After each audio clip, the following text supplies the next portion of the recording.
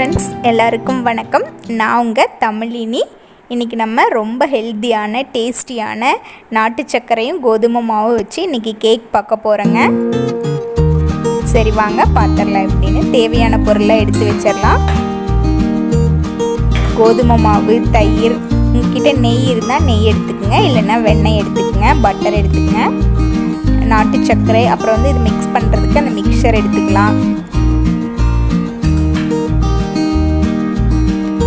பால் எடுத்துக்கலாம், தேவையான அளவு எடுத்துக்கங்க.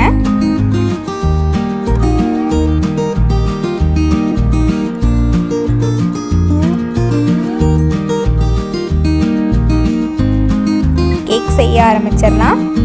3 டேபிள் ஸ்பூன் தயிர் எடுத்துக்கலாம். அடுத்ததான் நாட்டு சர்க்கரை 1 கப் கோதுமை மாவுக்கு 3/4 கப்பு நாட்டு சர்க்கரை எடுத்துக்கங்க. நல்லா மிக்சியில் அரைச்சி எடுத்துக்கங்க, கட்டி இல்லாமல். நெய் இல்லைன்னா பட்டர் 2 டேபிள் ஸ்பூன் எடுத்துக்கங்க. என்கிட்ட 1 டேபிள் ஸ்பூன் பக்கம்தான் இருந்தது, நான் அவ்வளோதான் எடுத்துட்டேன். இதை நல்லா மிக்ஸ் பண்ணிடுங்க. சர்க்கரை கரையிற அளவுக்கு நல்லா மிக்ஸ் பண்ணி எடுத்துக்கங்க.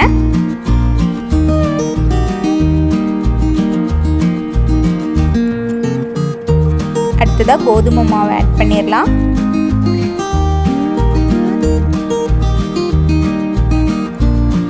இப்போ baking soda 1/2 tablespoon add பண்ணியிருக்கேன். அடுத்தது பேக்கிங் பவுடர் இருந்தால் அதை ஆட் பண்ணிக்கங்க, இல்லைன்னா ஈனும் ஆட் பண்ணிக்கங்க. அது 1/2 டேபிள் ஸ்பூன் ஆட் பண்ணிக்கங்க.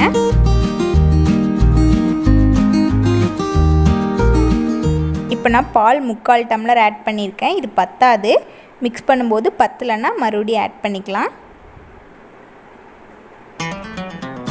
நம்ம பாத்திரத்தில் ஊற்றும் போது தானாக வழிஞ்சு வரணும், அந்த அளவுக்கு நம்ம நல்லா மிக்ஸ் பண்ணி எடுத்துடலாம்.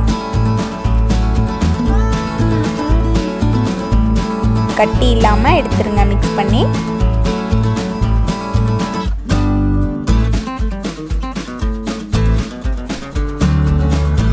இப்போ இன்னொரு பாத்திரத்தில் எடுத்துடலாம். நான் இதில் கேக் போடுறேன். உங்ககிட்ட கேக் பேன் இருந்தால் அதை எடுத்துக்கோங்க. எங்கிட்ட கேக் பேன் இல்லாதனால ரவுண்டாக இன்னொரு பாத்திரத்தை எடுத்துகிட்டு நெய் இல்லைன்னா பட்டர் நல்லா சுற்றியும் தடவிட்டு அதில் வர கோதுமை மாவு ஆட் பண்ணிடுங்க. பட்டர் பேப்பர் இருந்தாலும் அதை வச்சிடலாம். நீங்கள் இல்லாதவங்க இந்த மாதிரி பண்ணிக்கலாம். இப்போ நம்ம நல்லா மிக்ஸ் பண்ணி வச்சுருந்த கேக் மாவை ஆட் பண்ணிடலாம். உள்ள ஊற்றிட்டு இந்த மாதிரி ஊற்றுற பக்குவம் வர அளவுக்கு நம்ம பால் ஊற்றி நல்லா கரைச்சி எடுத்துக்கோங்க.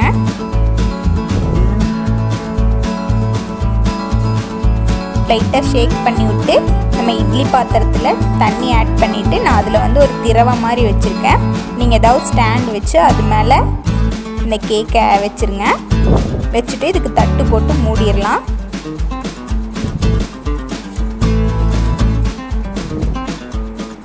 இப்போ இது நல்லா வேகட்டும். சிம்மில் வச்சு வேக வைங்க. 35 மினிட்ஸ் இல்லைன்னா 45 மினிட்ஸுக்கு பக்கம் நல்லா வேகட்டும். அதுக்குள்ளே நம்ம இதெல்லாம் க்ளீன் பண்ணி எடுத்துடலாம்.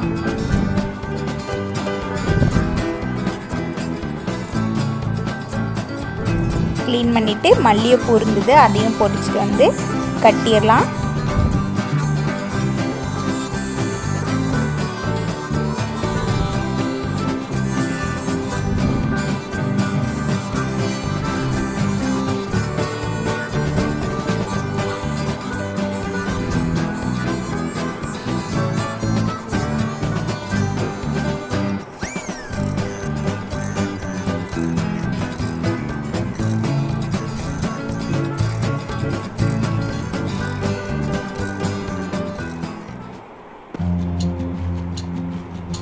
இப்போ கேக் ரெடியாக இருக்கும். சரி வாங்க ஓப்பன் பண்ணி பார்க்கலாம். கேக் ரெடி ஆகிடுச்சான்னு ஒரு ஸ்போக் ஸ்பூன் இல்லைன்னா ஏதாவது குத்துற மாதிரி ஏதாவது வச்சு குத்தி பாருங்கள். மாவு அதில் ஒட்டாமல் வரும்போது நமக்கு கேக் ரெடி ஆகிடுச்சு. ஒட்டுச்சுன்னா இன்னும் கொஞ்சம் நேரம் வேக விட்டு எடுத்துக்கங்க.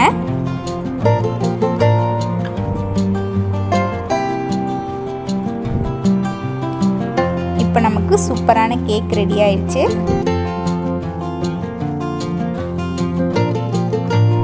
கேக்கை நல்லா தண்ணியில் ஆற வச்சு எடுத்துடலாம். அப்படி ஆற வச்சு எடுக்கும்போது நம்ம கேக் பாத்திரத்தில் ஒட்டாமல் நமக்கு ஃபுல் கேக்கும் கிடைக்கும்.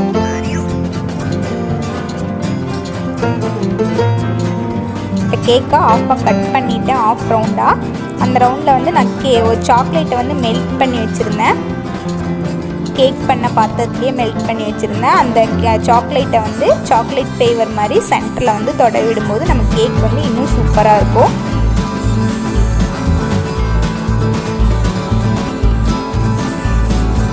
நான் நார்மல் சாக்லேட் தான் வந்து மெல்ட் பண்ணி வச்சுருந்தேன். கடையில் என்ன சாக்லேட் கிடைக்கோ அதை வந்து நீங்கள் மெல்ட் பண்ணலாம்.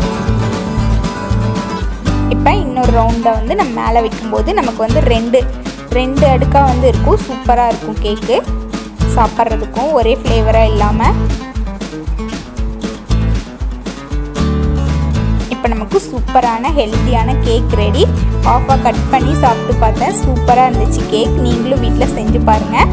செஞ்சுட்டு கமெண்ட் கீழே பண்ணுங்கள் எப்படி இருந்துச்சு அப்படின்னு சொல்லிட்டு. வீடியோ பிடிச்சிருந்துச்சுன்னா லைக் பண்ணுங்கள்.